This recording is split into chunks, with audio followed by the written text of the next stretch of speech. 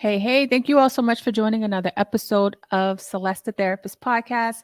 My name is Celeste. I'm a therapist from Boston. I'm going to have my guest introduce herself to you all. Can you introduce yourself to my audience, please? Hello, everyone. My name is Ebony Hardy, and I am a wellness advocate. I am the owner of the company Healing Not Hurting. I'm from Detroit. And yeah, I'll be talking with you guys today.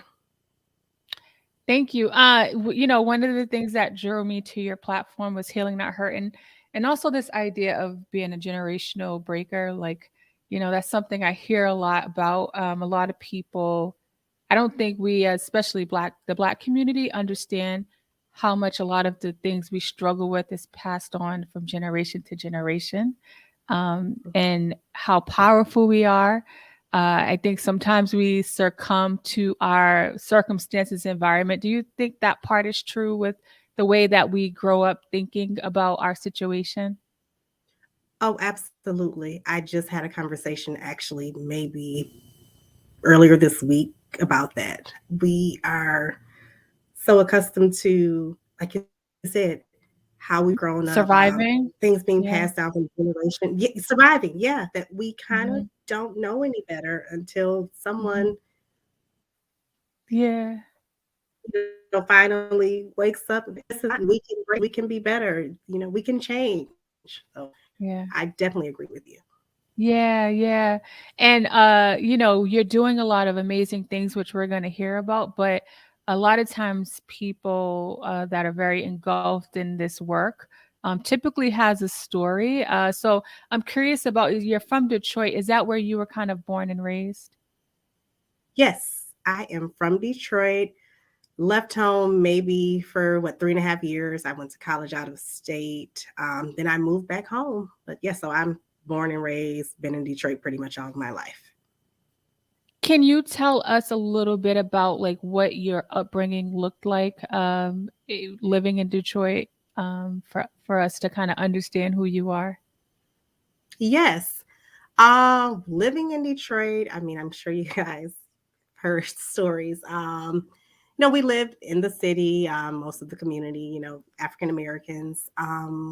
Grew up in a two-parent household. At the time, you know, I thought things were what you would consider normal. Um, Went to great schools, some of the best schools, should I say, in Detroit.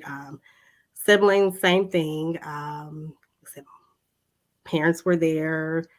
You did everything you thought that a normal family would do. However, like I said, once I became an adult, I realized that there were some generational things that were not, well, I guess they are normal, should I say, as far as like most people growing up in families, but they're really not normal, if that makes any sense. Um, Yeah. like the arguing, I saw a lot of that. I took that over into relationships. Even some of the things with my children until, Yeah. like I said, again, I realized, wait, this is not normal. If you just, we don't have to yell. We don't have to argue. There are so many things like that we think normal that they're really not. Like I said, I grew up in a two-parent household. It's good, but there were things I had to unpack and break down and relearn, if not for myself, for my children. That makes sense. And so it sounds like it broke up a little bit, but it sounds like you're saying that there was a lot of like the arguing and different things that went on that you didn't think about until later, and you passed that on to your relationships as you got older. Does that sound accurate in what you were Mhm. saying? That's accurate. And even down to communication, there was not a lot of communication with from my parents, mom and dad amongst themselves, and then just as the family as a whole. Like I didn't learn how to communicate. I would say really probably maybe 2 years ago when I started learning, hey, this is how you communicate. There's different problem solve. Like I said, we did that growing up. So it was, I guess you would say, a lot of dysfunction that really didn't know until it was almost too late. So When you said talk with the, about I the have a 15-year-old. communication, oh, sorry, I'm sorry. Sorry about that. Finish what you were No, gonna no, no. say. Go ahead. Go ahead. No, I was just gonna say, like I Um, said, I have a 15-year-old. So learning those things, she's in high school now. So really just realizing maybe 2 years ago and starting to do the work, it was really almost too late. It was gonna be another cycle being passed on. She was gonna pass on to her kids. So that's why, it's really important for us to, realize that some of these things are generational and that we have to do the yeah. work. When you talk about the communication piece, because that's important, especially I tell people, even if you can't talk to somebody else what's going on, at least be honest with yourself. Did you find yourself like kind of stuffing your emotions or feelings or whatever you was going through? If you weren't like really talking about things or communicating, that means it sounds like you were just internalizing everything. Mhm. Yeah, yeah. I was keeping everything bottled inside. And again, I think that maybe was from growing up. I know in the African Yeah. American community, we don't like talking about things. No, we don't. Especially within the home, what's in the home, Yeah. it stays in the home. So, Same. Yeah. you keep those things bottled up and you don't share it with anyone. And it Yeah. does more harm than good. It sounds like you're clear on how it affected you, like as far as with your family and with your relationships and with your child. Do you when you look back, do you see any other areas where you were affected by your lack of being able to kind of communicate and be honest with yourself or others? Like what other ways you think you were affected by that? I think just as a person, outside of, like you said, relationships and with my children, I'm just now becoming who I desire to be. I a lack Yeah, of communication stopped me, from living up to who I wanted to be, for yeah, fear of rejection or, what my parents might say or this person might say. So I yeah, think communication, it plays a role all across the board. Is it not just in yeah, relationships and children? It's standing up for yourself, yeah. being who you're called to be. So communication is Right. key. So, Yeah, yeah, yeah. And it sounds like, as Ebony shares her story, grew up in a two-family household and went to school. Like, I mean, you was living out kind of like the American lifestyle and what they say we're supposed to do. But it wasn't like, it sounds like professionally you were growing, but internally you were not growing. Like your mhm, insides were pretty stagnant. Does that sound mhm. accurate? Accurate. Yeah, that's true. Yeah. Yep. And And then some when for people that are listening, and I appreciate you sharing on the ways it affected you because I tell people that it's not always like linear. Like I don't this happens at home and then I don't deal with this and then this happens. It's so many different ways that we're affected when we're not like talking about mental health, when we're not talking about the things that we're struggling with.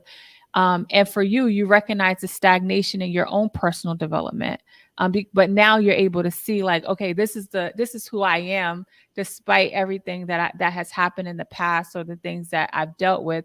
Now I can be who I was designed to be. Like, do you feel like that's where you are, like in 2023? absolutely, that's spot on. Like that's the moment I'm living in right now. That I am walking out who I, was created to be. Yeah. Yeah, yeah, yeah. And then what would you say that aha moment was for you where you decided like I'm ready to like work on myself? Because it does for me, I just got sick and tired of what I was feeling. And it was a very hard transition. But for because I think for people like learning about people's turning point may help them. And I'm curious about your turning point where you decided like I'm gonna really dedicate to like being well. Okay, so that for me was in 2019. In 2019, I had really hit rock bottom. I said, in family, romantic relationship, finances, any area you can think of, I was at the bottom. And it was Yeah. one day, spiritually, all across the board. And it was really like a light bulb went off and said, hey, this is not normal. You know, you've Yeah. got to figure this thing out. I said again, if not for yourself, for your children, So it was Yes. that moment when I began, unpacking, everything and rebuilding. Like I said, from credit to relationships, it was, I said, 2019, November 2019, and that was the turn Oh, for you me. remember that month too. Yeah. Hmm. And, what Ebony said, she said, "You know what? If not for me, then for my children." And I tell people, if you don't like if you can't find like hope within yourself to do it, like if you have children, think about your kids. If you have somebody that you love, start there. It's better than not starting. What did Hmm. that journey look like for you? Was it therapy? Was it reading? Was it church? Like what? Because I tell people there's a combination of things. It's not a linear journey. Absolutely. Absolutely. Tell It's people what not that at looks all. like. Yeah, absolutely. Well, for me, initially it was therapy. And then Yeah. I am spiritual. So also I had to get my relationship right, with God. So I Mhm, began going to church again. I had been out of church mhm, for a few years. So with mhm. therapy, church, reading, that was also when I began writing my first journal. So all of that, that's what got me back on track. I began focusing on some goals I had put off to the side for 5 or 6 years. Yeah. Accomplished those goals. Like I said, I fixed my credit. I figured out how to do it myself. And I said, but that was initially, I said, therapy was key for me. I will say that was Yeah. therapy in church. For people, because a lot of times, like I've made bad choices, and a lot of people have. One thing I realized, like, because I work with people, is that we Mhm. get stuck in some of the decisions that we've made in the past. What helped you work on like forgiveness? Because I tell people you got to like forgive yourself so you can move forward. Beating yourself up about decisions you made in survival mode doesn't help you move forward. Like, so what do you think you did to help you have grace with yourself and get to this point? Well, like you said, I could have beat myself up over and over and over again, but that was going to do nothing. You beat yourself up, have your pity party, and you move forward. You can't stay stuck Yeah. there. You can't do anything Yeah. about what you either didn't know or what you weren't aware of. Once you Right. know better, that's when you do better. And I feel like that's what it Yeah. was for me. It's nothing I can do about the past, but Yeah. can I make Yeah. the future better? Can I be a better friend, be a better person to myself, be a better mother? Absolutely. Yes. That's what it was. Yes. Just do better Yes. moving forward. Yeah, I love that because I tell people like we can never change the past, but a lot of times people allow that past tape to be their narrative, and it's hard to move forward when that tape is your narrative. So, and you have kids that you had to work like on, like asking for, like working on forgiveness and change and Mhm. just doing things differently. Yeah, And I would say to people, if you're still breathing, it's not too late to work on change. absolutely. Absolutely. I totally agree. Any day above ground, you have time to Yeah. change and be better. Yeah, yeah, yeah. Now, you work on this transition and you have this breakdown where all areas are, you're literally at bottom, and it sounds like that's where the transition took place. How do you get to the point of helping yourself to becoming passionate about helping other people? Like, what was that like aha moment like for you? I think for me, it was in my moment of, transitioning, I realized it's not just me. And I'll, be completely honest, looking back at that moment over some of the people and things that had hurt me that played a role in where I was, Mhm. I had to look and say, as much as I was hurt, I realized that, hurt people hurt people. Yeah. So in that, well, this may have hurt me, that person may have hurt me, but I had to look at, you know, what were they going through? What have they gone through in the past? And with that, I Yeah. said, okay, this is bigger than me. Let me use my journey, my struggle, my Wow. pain to help someone else. So it was really looking at Wow. those closest to me, that played a Yeah. role in where I was at the moment. Wow. Yeah, you're right. And a lot of times when I'm working with people, especially when it comes to the parents and stuff, and we kind of take a holistic look at their life and how like the things and the decisions that they may have made in that time was due to some circumstances, not excusing behavior, but just looking at it as a whole. It's just being Black in America is a traumatizing thing to be a part of. And so you took your pain and turned it into purpose. It sounds like. Does that Hmm. feel like an accurate statement? Yes, that's 100% accurate. And then you created this your first journal. Tell people about that process of when you started it. Was it intentional or was it by accident? It was intentional. So, like I said, when I had my aha moment, I had a talk with my brother. We're very close. I said, "Hey, I think I want to create like this journal to help other people that's going through the same thing that I'm coming out of." Okay, I think that's a Mm. great idea. And from that moment, I came up with the idea of having a 31-day journal. It's a transformative journal. You get to walk through and I mean, I know it takes more than 31 days, but it's a start. You get to walk through the 31 days and just watch yourself grow. And it's a starting point. So, Yeah, and I don't want to minimize the whole 31 days, like why that's powerful. It takes about 21 days to form a habit. And I think if people can look at the small growth, then they can start to see like gain confidence in the mhm, bigger picture, right? Like so mhm, something for 30 days, like if you can stay consistent. I had a client say, she was like, you know what, I'm gonna write in this journal for the next 30 days. I'm gonna, no mhm, matter how tired I am, and it just like that practice, I think it's important because you're training your mind that you can actually do it, like you can mhm. actually like create change. It sounds like for you, you before your kind of breakdown and aha moment, you never really considered yourself as somebody that you were going to like work on or pour into. Were you like pouring into others mostly? Yes, I feel like I've Okay. always been, pouring into cousins, friends and Everybody. things, but everyone, but really myself.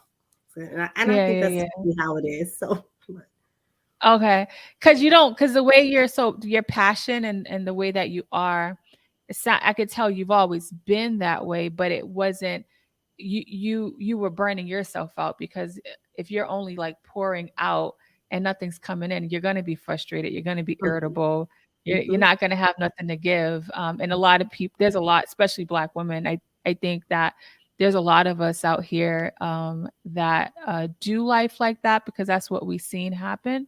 And it wasn't mhm. like an explicit conversation like, Ebony, I want you to burn yourself out and drain yourself to help others. It's just kind of what Mhm. we saw.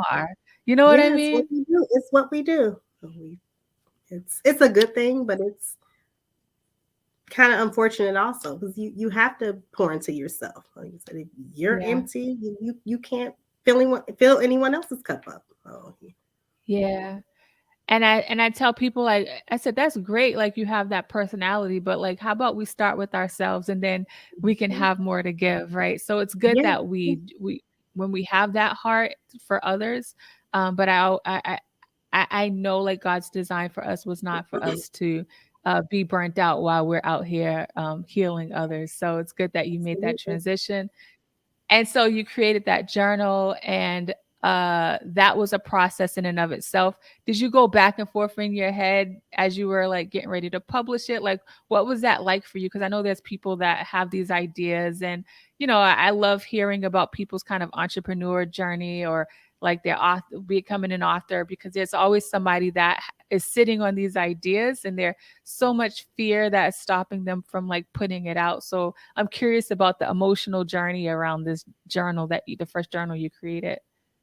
It was very emotional. One, because I Yeah, share a little bit of my story in there, and it's, oh my goodness, I'm putting myself out there. People are going to see me. I People, know. they may judge me, but then also on the other side of that, it was okay.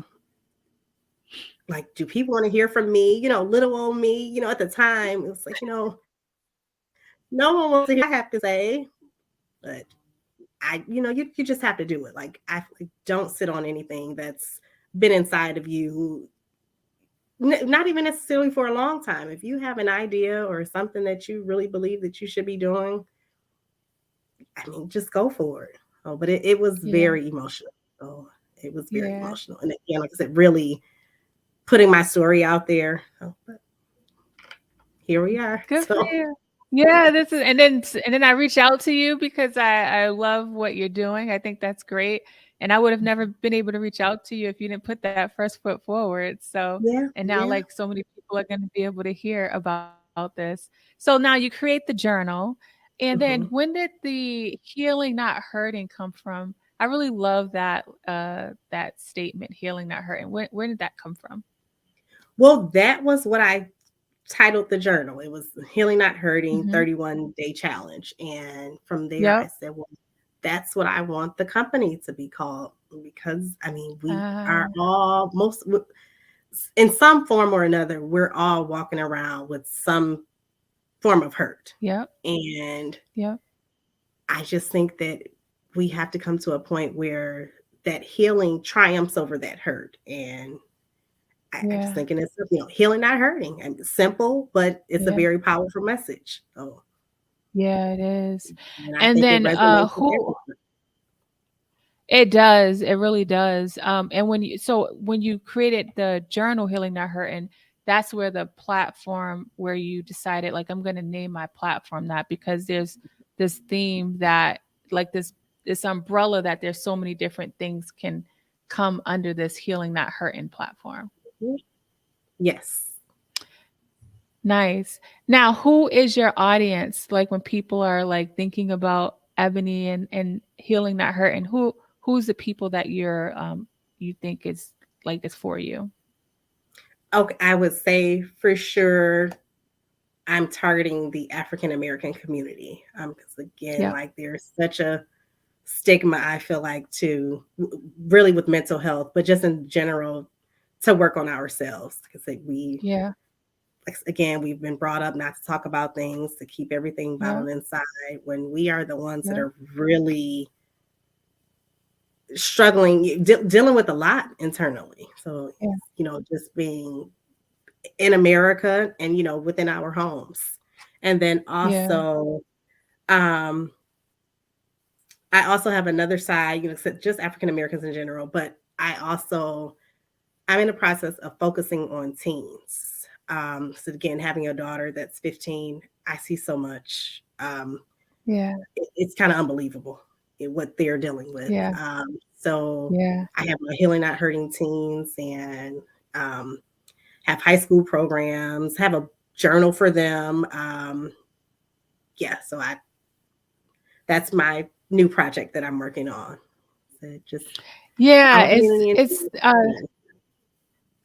say that last part again. Sorry. Oh It no, broke I up a said little bit. Say our it again. community in general, but the teens, like that's my those are my babies, and I'm taking them under my wing. So I think that's beautiful there. And you're so my daughter is 10, okay. and I work with so many different people, and there's like my biggest anxiety is as a parent, and the teenage population. Like I'm 40, and I didn't have social media growing up. I only Mhm, had the people in my neighborhood, the same socioeconomic status, and something happened at school. It stayed at school.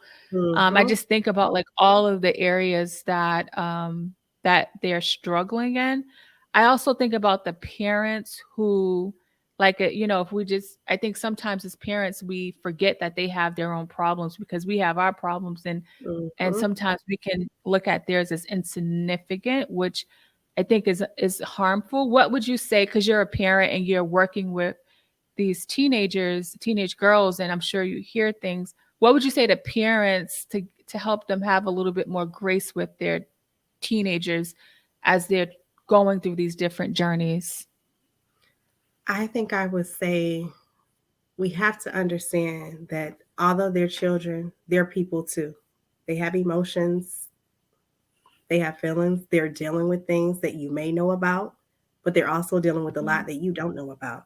And Yeah, like you said, the same way that we're going through everyday challenges, we have yeah, to be mindful of that and extend them a little yeah, grace and just really yeah, be there for them. Said some days it may be yeah, hard, but they're going through a lot, especially like you said with social media. They're dealing with a lot. yeah. It's So, different. It's a yeah, it's different yeah. and I would you also add because I and I have parents and they're talking about their children. I said like this, don't forget about like taking care of yourself. Because if we're taking care of ourselves, we can have a little bit more grace and patience to deal with the stuff that they're going through. Do you find that that makes sense for you, that you have to make sure you're pouring into yourself to make sure you're there for not just your family, but the other work that you're doing in the community? Yes, absolutely. And I think I struggle with that probably up until maybe probably almost a year ago. My therapist would tell me, what are you doing for self-care? Oh, what are you doing for you? That's great that you're doing this for your daughter, great that you're Yeah, doing this for everyone else, but what are you doing yeah, for you? And yeah. sometimes I would say, "Oh, I did my hair." No, what are you doing for you? Like, you have to really carve out some time and actually do something for yourself. Even if you're sitting somewhere alone for 30 minutes, what are you doing for you? I think that's very important. She Mhm, drilled it in my head over and over until, I realized, hey, she is right. If I'm not taking a moment for myself, not pouring into myself, I can't be that person my daughter needs me to be, or like you said, anyone else that I'm working with. So mhm. that's the other piece of it. You have to take care of yourself. You have to pour into yourself. Yeah. She sounds like me. You sound like you got a really good therapist. Um, that's literally what I'm telling my people, Mhm, especially I don't know what it is with Black women. We would be out here saving the world, companies, mhm, mhm. and we have no joy. We don't have no pleasure in our life. Yeah, yeah. So You have so it's to. so good. Yeah. Yeah. Now when you're a generational empowerment coach, tell people what that means when you use. I like the idea of empowerment. I feel like community is important, right? I think Yeah. that like in this country it's very individualistic. There's not enough therapists. There's so many other modalities of healing, and I look at like empowering ourselves and working through that. But you started with a generational empowerment coach. Like, why did you name it that? Because again, I would say initially just looking at the dynamics of my own family and then looking Yeah. at families that are, close, you know, to me or my Yeah. family, we're struggling. Like, we're struggling and we don't know. I think I was saying in the beginning, you don't know what you don't know. And I just want to be that person to, be able to empower individuals to, hey, well, this is how it was. I know that you're trying to overcome that and, break things for your generation and the next Yeah. generation. And, to be able to offer them resources and, tips and tricks to be able to do that. I mean, because I think it's very critical, to be that change, because there have been things and ways that have been passed down for 50, 60, 70 years, generation after generation, grandmother, great grandmother, great great grandmother. And it's hard, breaking those things and, Yeah. creating new cycles. So I just want to be Yeah. that resource and that I love person that. to empower Yeah. us now, to break those cycles and be better for ourselves and the generations to come. I love that. Yeah, that's beautiful. I think about like some people like, yeah, strokes run in my family, and I was like, the way that your family has lived created these strokes, right? Hmm. Doctors aren't telling us this stuff, and so when you have people like Ebony, that's letting you see how the generational stuff has passed down, and then teaching you how to empower yourself. Like I think that's super dope. Like I really appreciate like you using your story and um changing your pain and creating purpose out of it. I think that so many people will find encouragement because I mean, I know for me, and I just because I work with people, but for me, I never knew that my pain can change it to something else, like the platform that I've created. Hmm. And it's extremely encouraging when you hear somebody's story that sounds familiar, or you see how somebody was able to get out of their struggle, then you start to have hope. That's why like isolation is such a it's a hard place to be when you're struggling. And I would Yeah. encourage people to like really gravitate towards community when they're struggling, even if it's online. Don't Hmm. do this alone, right? Would you I say like agree. that? Like, yeah, yeah, I like agree. And making even like sure. you said, it may not be someone physically that you're gravitating towards, but like you said, online, find you someone, that you resonate with online, or Hmm. you can't do it alone. I said You it's can. hard when you're in that place. I mean, life in general is hard doing it alone, but when you're Right, in that place, right. you have to find some form of community. You have to. Yeah, yeah. This was so amazing. Tell people about your program and like if they want to be a part of it, how they can reach you. Because I really love what you're doing. Thank And I you. didn't know your story. But I realized that like you had your own struggles and um I appreciate you sharing the fact that like you hit rock bottom. I think when we get to rock bottom, we think like some people have a hard time um seeing their way out. And I think when you hear Mhm. like you was like, listen, my credit was be you say you name it, it was all It, broken down. it's bad. I mean, That's everything. yeah. Yeah. And so for people that may think it's the end of the road and you're like, nope, it wasn't. I just took No, it one it's step not. at a time. And Yeah. that's key. You just have to, because it can always get better. Like, like you can't, once you're at the bottom, you can't go any lower. So you can Yep. only, come up. So Yep. yeah, Yep. just Yep. take it one day at a time, and That's find that it. community, find resources, it's, Yeah. Listen, but, Ebony, we got Google, we got our phones. I tell people like if you got a social media account and you got a phone, you could Google some resources. That's the one powerful thing about this mhm, technology yeah, is Google, everyone loves YouTube, yeah, yeah, there are resources out there. So, yeah, yeah. yeah. Um, so yeah, tell us how we can reach you and get about your Mhm. program in case people want to be a part of it. Okay, awesome. So yes, so you can reach me at www.healingnothurting.com. There you will find Yeah. information about all of the books. I have 4 books that's on there. Also, I have a lifestyle brand, so people can wear their story. That also helps, I think, with empowerment as well. And then, like I said, I do have the team side that I am working on. So, what I have going on, um, I have a high school program. It's a 20-week program. It's a curriculum that I offer, and the weeks, you have self care, self love, Wow. and then like I said, with credit. So, also that we literacy, generational wealth. But yes, like I said, that's the high schemes. You can find information about them in the book as well.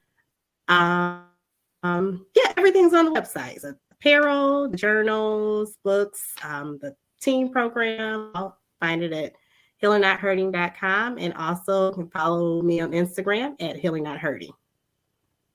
That's good. You know what I wanted to say too about the teen girls is I feel like the girls are usually left out of conversations.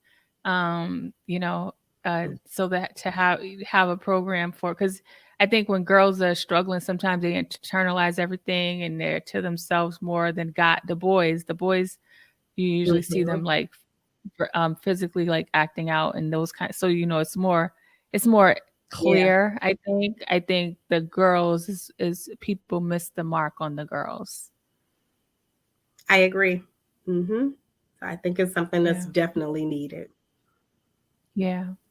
Um, Ebony, thank you so much for coming on and sharing your story. I think it's super dope what you're doing and how you're really taking it like and as you can see with Ebony's story, it wasn't like she had this grand old plan on where she's at now as an empowerment No, coach and having this teen no. program. She just put literally one foot in front of the Mhm. other. Yeah, I had no And then clue that the it you was gonna be here. no clue. Yeah, no clue. Yeah, just I admire people that like have this plan and I'm like, I didn't have a plan. I just did one thing and then the next thing. But I Mhm, tell people mhm, your mind when you put your mind to something, it's actually going to start looking for what's in your mind, right? So if you think mhm, you're not any good, you're never going to be nothing, it's never going to let you see the possibilities that are available. mhm. It sounds like when you created that change internally, like where you set your mind to create change, your mind started to show you the possibilities.